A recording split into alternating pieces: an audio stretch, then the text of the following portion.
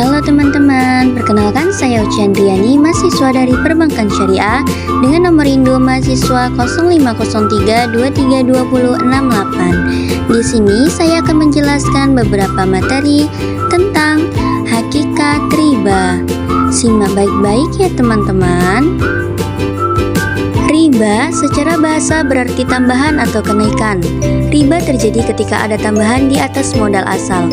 Ini sering ditemukan dalam transaksi utang piutang, di mana pemberi pinjaman meminta tambahan dari jumlah yang dipinjam.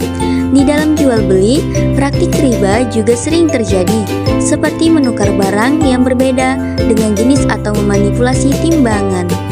Ada beberapa macam riba yang perlu kita ketahui. Yang pertama itu riba fadl, adalah tambahan dalam tukar-menukar barang sejenis tanpa imbalan tambahan. Contohnya menukar 10 kilo beras dengan 11 kilo beras, barter emas 24 karat dengan emas 18 karat dalam jumlah berbeda. Pertukaran harus sama banyak dan langsung. Yang kedua, riba nasi'ah adalah riba yang terjadi karena penundaan atau penangguhan pembayaran. Diharamkan menurut Al-Quran dan fikih. Contoh, membeli barang secara kredit dengan harga lebih tinggi daripada tunai. Yang ketiga, riba qard adalah riba dalam transaksi pinjam meminjam uang. Pemberi pinjaman menuntut tambahan atau bunga atas pokok pinjaman. Contohnya, pinjamannya 1 juta dengan pengembalian 1.500.000. Yang keempat, riba jahiliyah.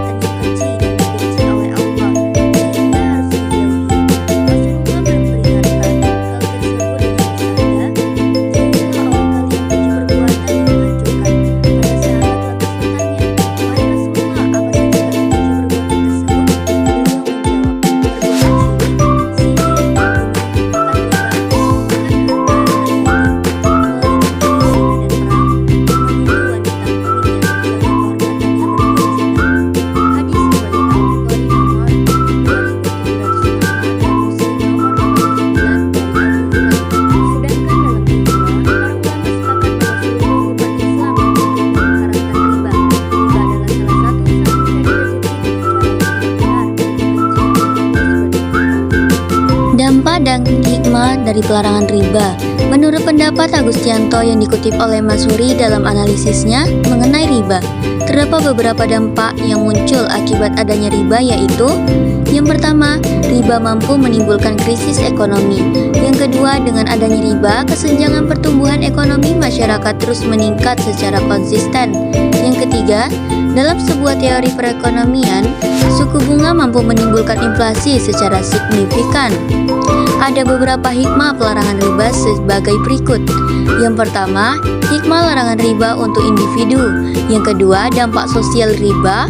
Yang ketiga, pengaruh ekonomi riba. Yang keempat, perbandingan dengan sedekah. Selain itu, ada beberapa cara untuk menghindari riba dalam ekonomi Islam. Yang pertama, mudharabah merupakan suatu hal kerjasama antara pihak satu dengan pihak kedua, di mana pihak satu menyediakan modal dan pihak lain menyediakan keanggotaan dan usaha. Yang kedua, Muhammad Syafi'i Antonio menjelaskan murabahan dalam bukunya sebagai penjualan benda pada harga pertama dengan keuntungan yang telah disepakati.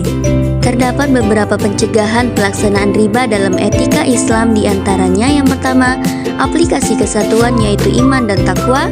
Yang kedua, niat tulus. Yang ketiga, budi pekerti luhur. Yang keempat, usaha halal. Yang kelima, menunaikan hak. Yang keenam, mempelajari adab muamalah Islam. Baiklah, di situ saja penjelasan yang bisa saya jelaskan. Kurang lebih saya mohon maaf dan undur diri. Wassalamualaikum warahmatullahi wabarakatuh. Terima kasih semuanya.